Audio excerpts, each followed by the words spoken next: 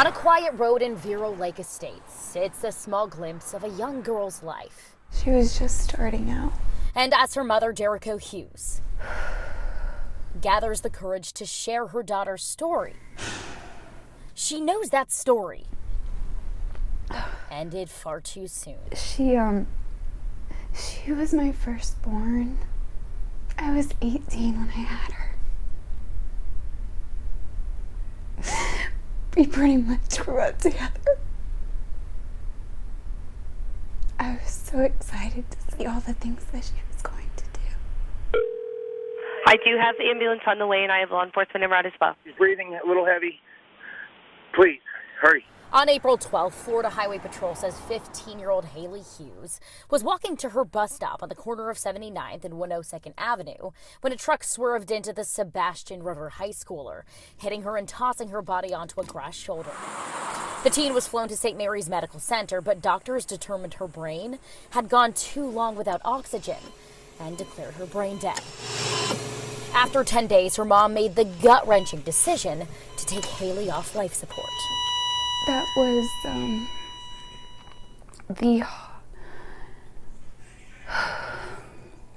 that was the hardest thing, to have to witness my daughter stop breathing.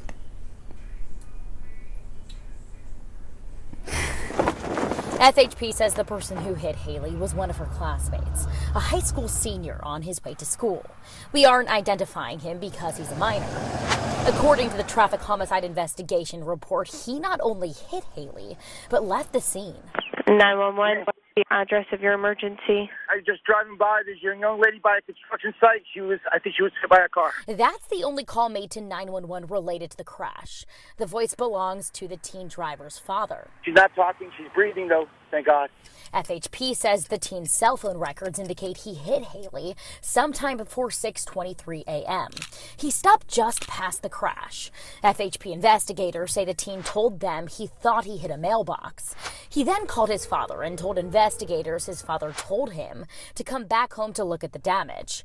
Cell phone records indicate at 6:31 a.m. he then leaves for school again. According to the FHP investigative report, at 6:37 a.m., now about 14 minutes after FHP believes Haley was hit, the driver's father was on scene calling 911. You don't see any vehicles around or any weapons or anything? I know what happened. I just got a call from my son. He was on his way to school. On 79th Street, he's like, Dad, I think I hit a mailbox. I don't understand. I wasn't even in the middle of the road. Okay, so your son probably hit a vehicle or hit a person. Yeah, that's what I'm saying. Okay.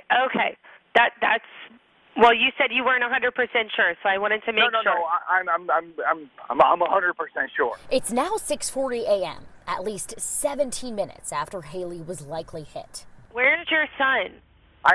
He came to my house, and then he showed me where, he told me about where the mailbox was, and I'm like, okay. And then he's like, it's a plastic one on the side of the road, a white one. At the time of the accident, Haley's mom says she was wearing dark clothing. These jeans, Converse, and this gray and black top. FHP in their report did say it was dark at the time of the crash with no lighting. I see cars coming now. Okay. You see lights and sirens coming? Yeah, and like I said, I'm looking at the tracks on the road and stuff like that. Uh-huh. There's nothing that he swerved over the side. It's all... All right. A trauma helicopter lands on scene at 7:12 a.m. It's now nearly an hour after FHP believes Haley was hit. Medical records show at this point paramedics put Haley on oxygen. But it takes nearly another hour to get her to the hospital and seen by a trauma team. The damage was too far. According to Haley's hospital paperwork summary, she had no broken bones and no damage to any vital organs except her brain, which was bleeding. A CT scan shows that bleed turned into an anoxic brain injury, meaning her brain wasn't getting oxygen. We wanted to know if the length of time it took to get Haley to the hospital played a factor in her death. Her not getting oxygen for that amount of time. So we sent her records to another neurologist to review. Brent Maysell is the National Medical Director for the Brain Injury Association of America. Would getting her treatment earlier potentially have made a difference in her chance of survival? Yes, the delay undoubtedly made things a whole lot worse. Time is brain. FHP says the teen driver told investigators he was looking for something in his bag when the crash happened. And investigators in their crash report concluded the teen operated the motor vehicle in a careless or negligent manner and fled the scene. But the state's attorney responded to the report, writing prosecutors don't plan to file criminal charges because the, quote, facts of the case don't establish the defendant was aware of the victim's injuries when the defendant left the scene of the accident. But did add if more evidence is uncovered, they take another look at the case. For Jericho, it all feels so unfair. She's waited too many months for justice, and Haley too many minutes for help. A daughter's story cut short, her grieving mother's still unwritten. How can you grieve with an open ending? She's still in the ICU in my mind. And I wake up in the morning, I have a panic thinking I need to rush back to the hospital. And then I have to remind myself.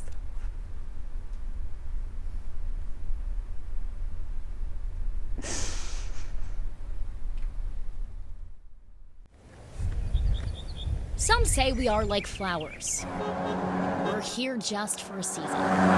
But as new life encircles the memorial for a girl now gone, this grieving mother knows her pain will never wither away. Especially with her birthday passing, and she would have been 16, and knowing that all this past year I would have been teaching her to drive.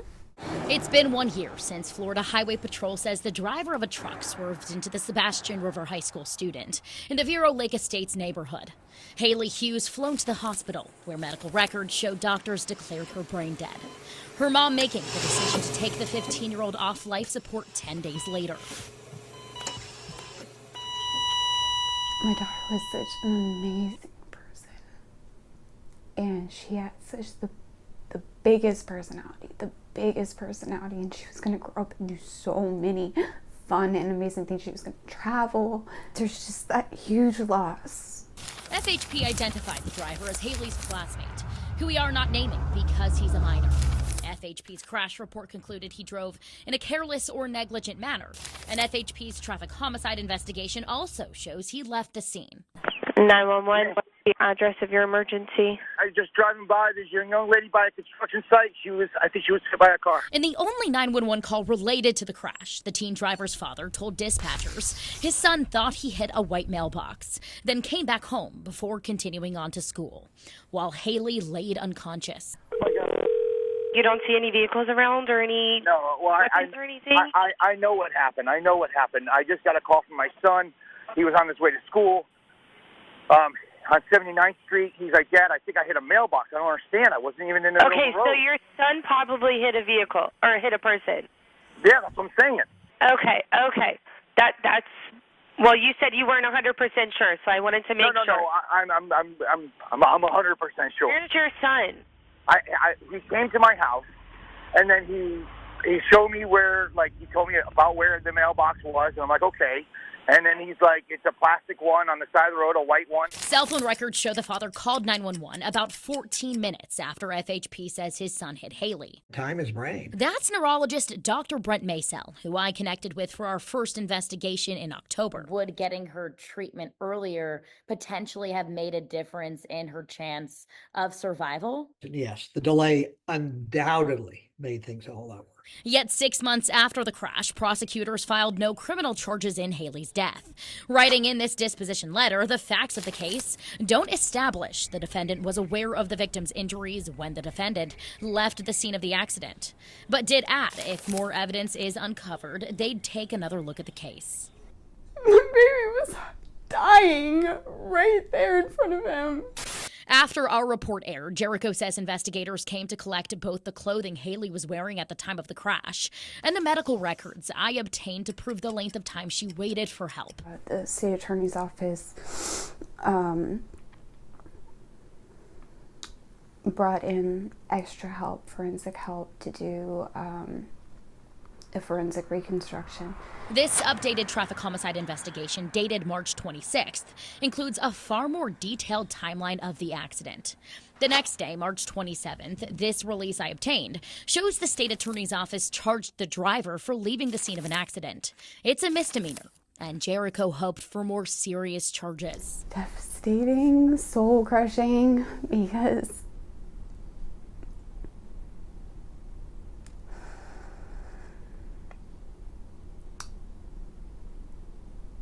because from the 911 call and from the series of events, it very much sounds like someone who never had to take accountability for their actions and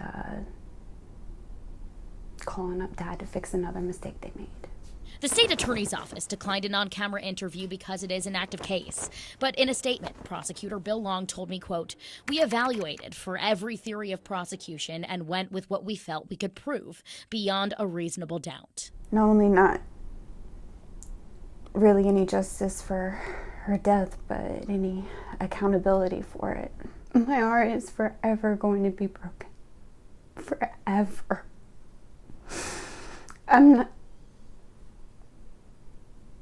It's just sadness and loss and really not even anger, because what's the point? Jericho may never get the accountability she wanted. She may never truly heal. Sorry. But on her daughter's phone, she finds a seed of hope. A quote Haley saved the day before she died. "From my rotting body, flowers shall grow, and I am them, and that is eternity." I think it's a sign to say that even though she's not here, she wants beautiful things to happen. So as new life begins, Jericho grows her own new promise. It's time to try to do what I can in the community to make sure nobody else feels like this. Make sure flowers bloom and kids get a chance to grow. Because her own daughter's chance was cut far too short. Way too short. She was just getting started. It's been more than a year since 15-year-old Haley Hughes was killed on this road in Vero Lake Estates. The classmate who hit her walked away with probation, community service, and a 6-month license suspension. Her mother says she's been robbed of justice, but now she's finding a new way to find peace in the pain. And then it comes back. Sometimes pain shared. It has been a giant roller coaster today. Is pain softened? Thank you. Sometimes community gives grief a place to land. Hi. How are you? I'm doing well. There is support out here. Where others can carry a piece of it. So the weight isn't yours to carry alone. Hi, Gianna. So as neighbors, friends, even strangers Don't know you, but I know your pain. come one after another to place flowers Good job. for the girl who touched so many. Jericho Freeman knows community won't fix her grief, And I would like to thank everybody who came out here. but giving it company, giving it context, might help bring back her purpose. Just like a small flower on the side of the road, our children can be easily missed by distracted drivers. That's why dozens gather where Jericho's 15-year-old daughter, Haley Hughes, was hit and killed while walking to her bus stop in Vero Lake Estates early in the morning on April 12th of 2024. FHP said her classmate hit her while he was driving to school, then left the scene. He later pleaded no contest to leaving the scene of a crash. And that's her bus stop right over there. She didn't make it to the mailbox. The traffic homicide investigation said the teen thought he hit a mailbox, and investigators concluded he was unattentive at the time of the crash, but noted dark lighting was a factor. Troopers found the nearest streetlight was inoperative. The conditions of these roads with the poor lighting and not exactly an easy route to get to the stop. Jericho is now fighting for a change. County data shows there's 102 street lights in the 3.4 square mile neighborhood, roughly 1 street light per 24 homes. The lighting is insufficient for pedestrians to be walking on the side of the road before sunrise. let alone children. Data I uncovered at a public records request show nearly 700 students in Indian River County live in Vero Lake Estates and take the bus. Yet there are no marked bus stops, no sidewalks, no speed bumps. Many walk in the dark, alone, just like Haley did. We don't take the dog out for a walk before the sun's up or anything like that because it's hard to see. You know. Mandy Prang is one of dozens of parents in this neighborhood I spoke to who are worried the same thing that happened to Haley could happen to their own children. And there's really nowhere to be. Many streets in Vero Lake Estates do have a paved shoulder, but most are so narrow, even I barely fit. You know, you got to be like way out there if you want to make sure that you're properly out of the way. There's no curbs stopping, traffic from veering off of the road. I pulled records from the Indian River County Sheriff's Office and found at least 68 car crashes in Vero Lake Estates over the last 5 years, 5 of which injured or killed children, 1 per year. In at least 3 of the accidents, a pedestrian was hit on the side of the road, and that doesn't include near misses. We are trying to address some of their concerns. I took our findings to Indian River County Commission Chair Susan Adams, who admits this community is behind. Built in the 1950s, Vero Lake Estates has grown to more than 2,500 homes without the infrastructure to match the growth. You've seen that become more populous, more houses being built there, and I think it's just what you see across the Treasure Coast with keeping up with the infrastructure. Adams says the county is now making improvements, adding sidewalks to 3 main stretches of road, including where Haley was hit, and installing 35 additional streetlights throughout the neighborhood, prioritizing bus stops, using the county's municipal service taxing unit and sales tax funds to limit taxpayer impact. There's also other dollars that can be drawn down, whether it's Safe Walks to School grant dollars. And though Adams says speed bumps aren't possible because of the area's layout, the commission is finding a workaround. Ideally working with the sheriff and having them step up some patrols out there to address some of the speeding. We made it. Jericho hopes this means something. It's why she asked them to come, to lay flowers for Haley and at each bus stop. Nice to meet you.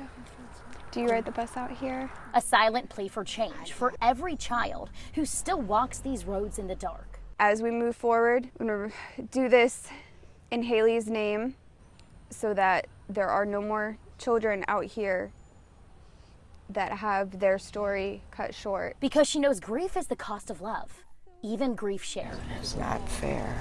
And when that love is ripped away, sometimes the only way to survive it is to fight for the living.